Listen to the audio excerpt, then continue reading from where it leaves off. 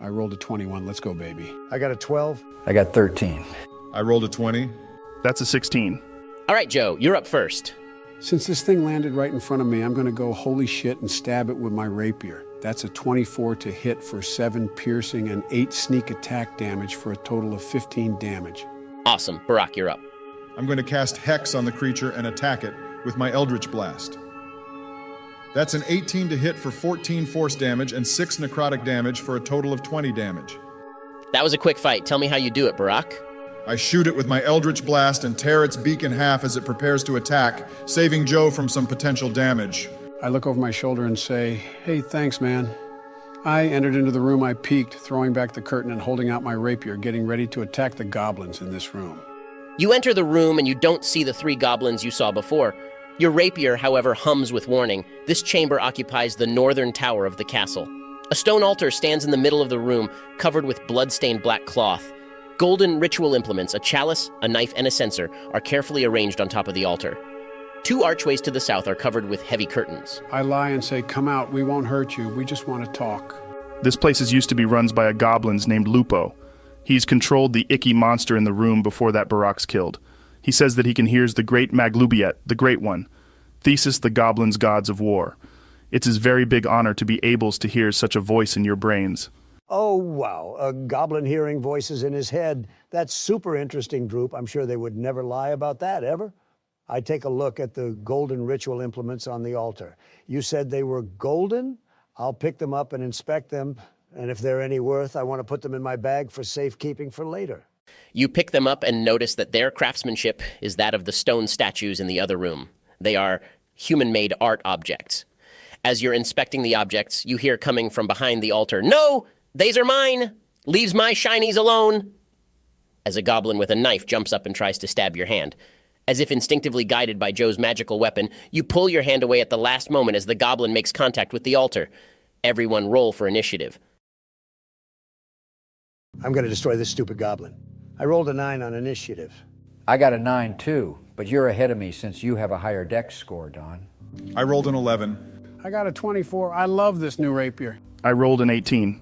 You all come to realize that the 3 goblins were hiding behind the altar. They all come out preparing to attack. They look hostile and ready to defend their shinies. Joe, you're up first. I leap up onto the altar and yell out, bro, you don't know who you're messing with. I'm the goddamn Lizard King. I let out a squaw and stabbed the one who tried to attack Don. Squaw! 21 to hit for 8 piercing damage and an extra 6 from sneak attack for a total of 14 damage. You decimate this goblin and confuse and horrify the others. Tell me how you do it. I stab him through the eye and he falls limp on my rapier and I gotta shake him off. That's what you get for being a gobbo around me. Was that an Office reference? Look out, guys. We're playing with Robert California. What do you means you does this to gobbos around you? I'm a gobbos around you. Don't kills me, Joes. I look back at Droop and say, then don't get in my way. Squaw! On that terrifying note, Droop, it's your turn. I poop a little at what Joe says and use my bonus action to apply Hunter's Mark to a goblin and shoot it with my bow twice. Holy shit, I crit on the first attack, dealing 25 total damage from critted piercing damage, Dread Ambusher, extra damage dice from Piercer Feet, and Hunter's Mark. Holy crap, you killed this goblin at least 3.5 times with this shot. How do you do it? I just shoot my arrow and it lands between his eyes. His eyes go cross to look at the arrow and then his head just explodes. I got another attack from Dread Ambusher, so I attack the other goblin. That's a 26 to hit for 10 piercing damage, 3 additional from Hunter's Mark, and 1 from Dread Ambusher for a total of 14 damage. You get that one too. How do you end combat? After I kill the first one, I do a backflip and shoot another arrow towards the second one, and the arrow hits it in its throat and goes down. I land on one foot, put out my arms, and say, "Im's the best gobbo's bitch." After the last goblin falls, the room grows quiet. You all notice a door on the west side of the room, along with 2 curtains leading south, back towards the room with the carved stone angelic figures. I want to put the golden implements in my bag like I was trying to do before I was rudely interrupted by the short shits. When will these idiots learn you don't get between Don and his treasure? I'm going to open the door going west with my shield out and sword ready to slash at anything in this room. You enter into the room, diligently looking for trouble but find supplies. Old casks of salted meat and sacks of rotting grain fill this storage area. Among the supplies, you see a bloody suit of chainmail, a heavy crossbow, and an unsheathed longsword with the emblem of Neverwinter worked into its hilt. I want to examine the chainmail and longsword. You examine the gear. Besides the mark of Neverwinter, you see engraved on the handle the initials SH. With your knowledge, you know that this might belong to Sildar Hallwinter. I will tell the group as such, and I'm going to bag up the chainmail and sword with the intent of giving this back to Sildar when we see him next. I'm sure he'll be grateful to receive his gear back. Daddy's gonna check out one of these casks. Any good shit in them? You wheel out one of the casks and open it up. The smell of exceptional dwarven brandy wafts into the storeroom. It makes you all a little thirsty. Oh, hell yeah. I shove my face in and take a big swig straight from the barrel like a goddamn animal. It's delicious, though your stomach aches just a little bit after you come up. You may have drank too much at once. Move over, Birdbrain. I want a taste. I take the golden chalice I found and get me a cup of the good stuff and take a swig. If I'm going to be forced to find Dingus in this castle, I might as well get a little buzzed. I climb up the side and just fall face first into the barrel of brandy, drinking a bunch of it in and probably end up smelling like this stuff for a week. As you all indulge in the brandy, the door to your west begins to creak open. Joe, your rapier begins to hum. Guys, get ready. I think we have trouble. The door kicks open to reveal 4 hobgoblins. One in the back yells out, "Intruders in the storeroom! Get your asses up, damn it!" Everyone roll for initiative. 24 baby daddies ready to kick some gobbo ass. That's a 13. Those hobgoblins are Ronald, Eric, Sam, and Gregory. They would dangle me outside of the tower until I peed myself. I'm gonna kill them so good. I rolled a 6. That is double the amount I usually roll for initiative. I consider this a win. I rolled a 16. I swear to God, if my Scorching Ray misses again, I'm going to flip the table. Oof, that's 4. All right, Joe, you're up first. All right, I'm gonna move right up next to the door and ready my action to attack the first asshole that comes out of it. Give him the old sneak and stab. All right, noted. You all hear shuffling outside of the storeroom coming from the door to the south. 2 hobgoblins push their way through the door and enter the fray. Joe, go ahead and use your readied action on the first. That's a 17 to hit for 10 piercing damage with 5 additional damage from sneak attack for 15 damage in total. You actually don't beat its AC.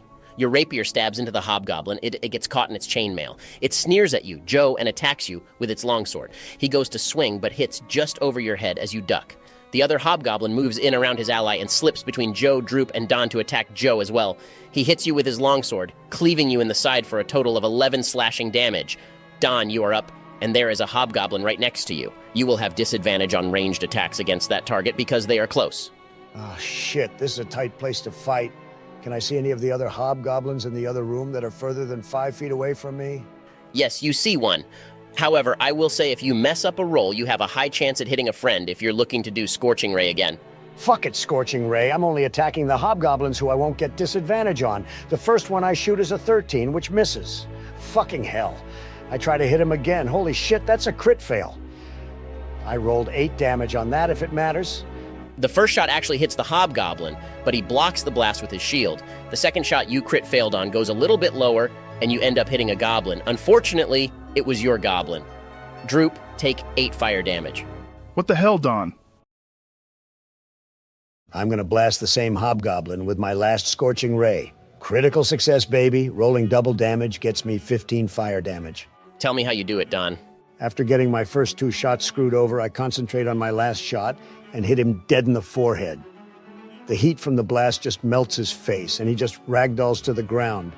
The hobgoblin falls to the ground dead, his face charred and unrecognizable. It's definitely going to be a closed casket funeral for him. Droop, it's your turn. I'm going to shoot one of the hobgoblins who haven't entered the room yet so I don't shoot with disadvantage. Since this is a new combat, I get Dread Ambusher, so I attack twice. I rolled a 13 for the first attack, which misses. The second attack, I rolled a 20 to hit for 8 piercing damage and an additional 8 damage from Dread Ambusher for a total of 16 damage. That second shot got him. Go ahead and tell me how you kill him, Droop. I shoot 2 arrows quickly through the doorway. The first just kind of tings off of his shield, but the other hits him right in the throat and he gargles on his own blood and collapses. After the hobgoblin falls, gargling on its own blood, the south door bursts open. 2 goblins rush in. One attacks Droop, and the other attacks Barak. One hits you, Barak, for 6 slashing damage. The other swings at Droop, but Droop is nimble enough to dodge the attack. I want to note that I have Armor of Agathis up. It soaked up 1 damage, but deals 10 damage to the goblin who attacked me. Awesome. As your spell ends and absorbs the portion of the attack, icy crystals envelop the goblin, and they turn into a block of ice before shattering into a million tiny shards. George, it is your turn.